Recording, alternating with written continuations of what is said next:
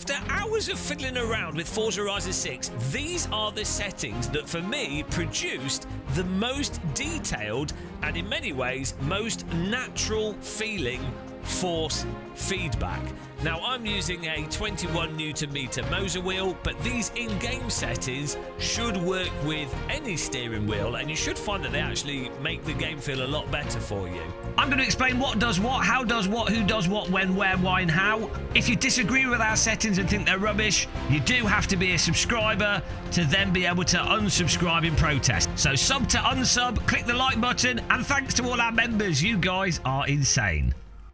Now, I'm going to go through the in-game settings and explain why none of them really make any sense, but why we've done what we've done.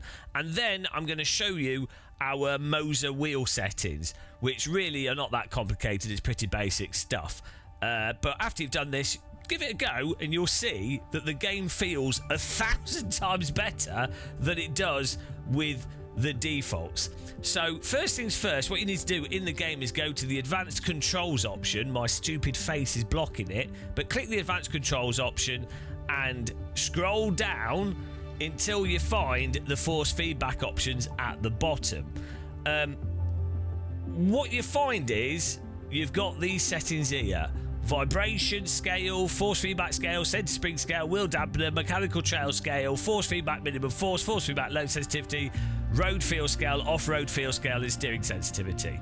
Now, what I found is that for a start, what you want to do is increase the force feedback scale to 1.5. In most games, this would cause lots of problems and probably clipping. But in Forza Horizon, turning this higher and some of the other settings lower seems to produce more detail. I don't know why, but after fiddling, that is what it did. So turn force feedback scale to 1.5. Centering spring, normally in most games a centering spring just returns the wheel to the center automatically without it being of any use to telling you what's going on. Normally centering spring is good for stuff like when you're in the menu and you just want the wheel to return to center. In Forza Horizon 6 it does do that, it does return it to the center in the menus, but it also actually works dynamically when you're driving. So if you have this on a slightly higher setting, you'll notice when the back of the car starts to step out, the force feedback actually gets lighter, or this centering spring setting gets lighter. It turns out that you don't really need to use it, but it's worth being aware of that it does actually have an effect outside of just centering the wheel in Forza Horizon. If you do use this centering spring scale setting, you will also have to enable the game centering spring in the Moza software or your wheel software for it to work. It's not, I would mostly drive with this off. I don't think it's that needed. I put it on 0.1 because after fiddling it just felt better that way, but that's another weird thing. Wheel damper, damping on your wheel will just make your wheel feel a bit sort of like honey-like. As you push it, it's just a general overall resistance. If you find your wheel too overactive, moving too freely, sometimes putting a bit of wheel damper on can help make it feel a little bit less active or just give a bit of weight to the wheel. I turned it off here. You can turn it on if you want to. It's probably better to use your Wheelbase's software, and it's probably also better to, instead of just using wheel damper, use a little bit of inertia on your wheel and a bit of damper. But I would use your Wheelbase's software. It doesn't matter what wheelbase you use, Moza, Fanatec, Thrustmaster. If you want a bit of damper, use the Wheelbase software. Probably works a bit better than the simulators or the Forza's damper. Now, mechanical trail scale seems to be the setting that produces the best dynamics and information as to what the car's doing and the nature of the tyre in Forza Horizon. So I found cranking this up to 1.8 or even 2.0 works really well. Give it a go with all the settings down and just have that on high and see how it feels, and you'll see what I mean. Force feedback minimum force on the lowest setting is 0.5. Now, in many games, this minimum force normally means that the game has like a certain threshold that's the lowest threshold the force feedback will be, which is normally used for wheels like a Logitech wheel or like budget wheels. It's normally used to make sure that you've always got a force coming out that the wheel picks up on. It doesn't work like that in Forza Horizon, it doesn't seem. This is just sort of like a default strength or something. I don't know. But whenever you move this up, it seems to just remove dynamics from the force feedback.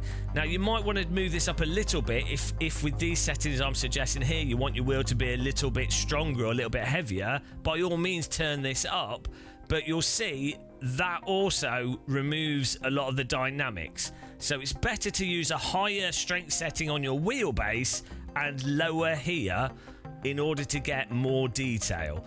But yeah, fiddle around with it and see how it affects your wheel and what you like, but keep in mind this is not how minimum force typically works in most games.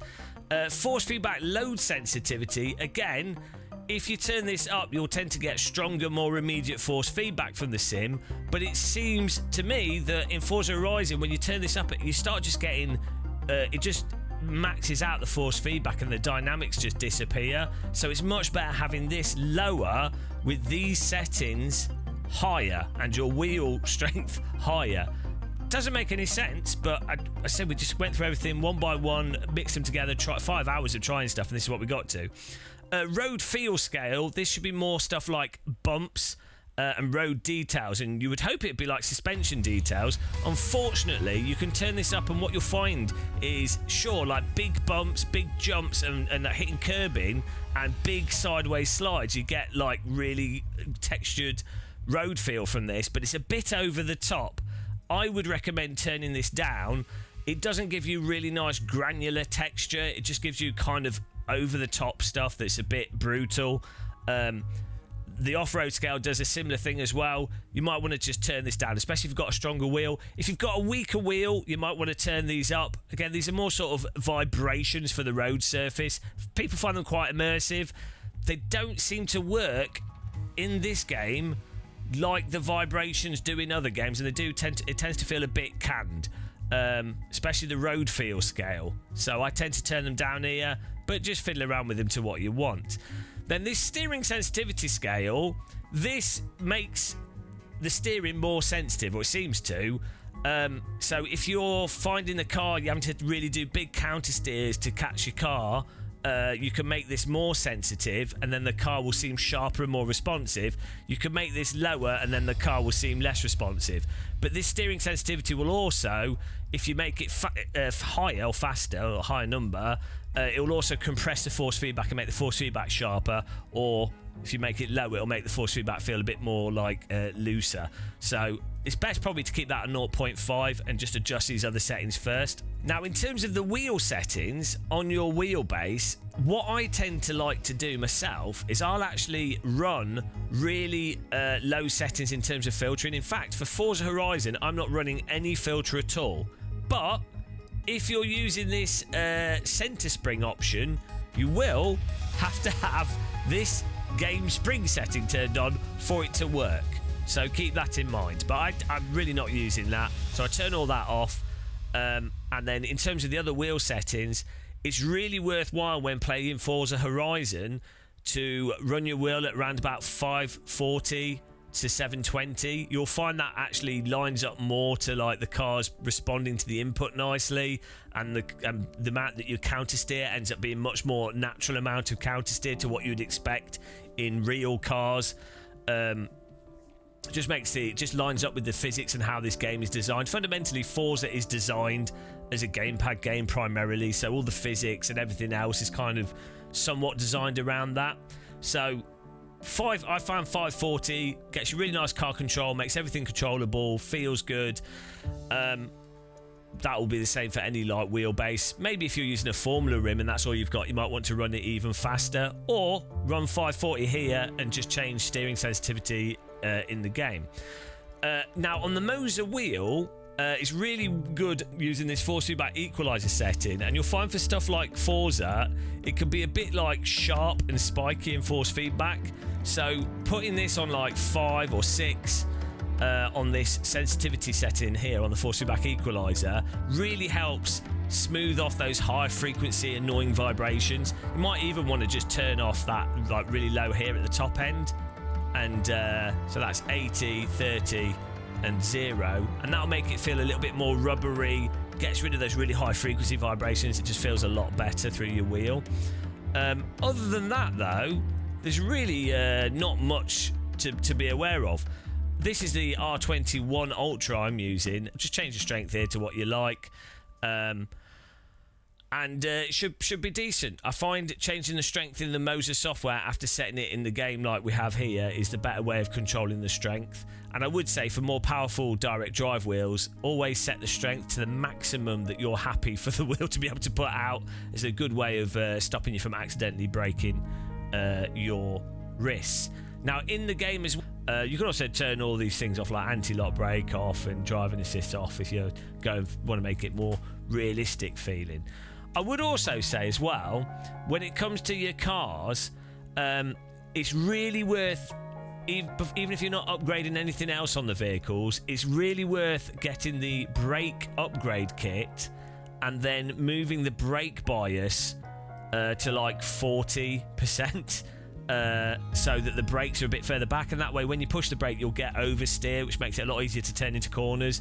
The default physics in this game tend to be more on the understeery side unless you really welly the car, and just moving this to 40, nothing else, allows you to drive it in a more natural way when you're using brakes and a steering wheel. So, but you do have to add that as you'll have to go to the car and you have to upgrade the car to be able to unlock that tuning option, which is really weird because it has quite a big positive effect on how the cars drive. But yeah, that will get you, in my opinion, really nice feeling force feedback, relatively speaking, in this game. Give it a go, see what you think. Let me know what your settings are in the comments under the video. Hopefully that helped you. There's a picture of those settings on our Patreon. But yeah, hopefully that was useful. Thanks for watching. Till the next one, happy tea drinking. Take care. Goodbye.